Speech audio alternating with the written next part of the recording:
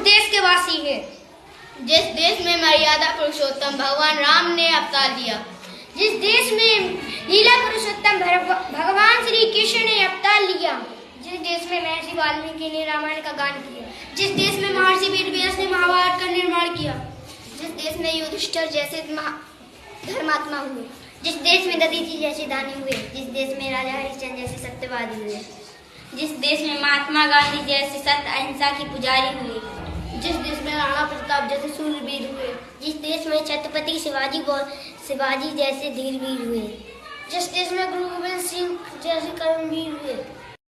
हमारा देश भीम और अर्जुन जैसे वीरों का देश है। हमारा देश सावित्री और अनसुईया जैसी पतिव्रताओं का देश है। हमारा देश गोस्वामी तुलसीदास और सूरदास जैसे भक्तों का देश है। हमारा देश गौरवशाली है। हमारा देश वैभवशाली है।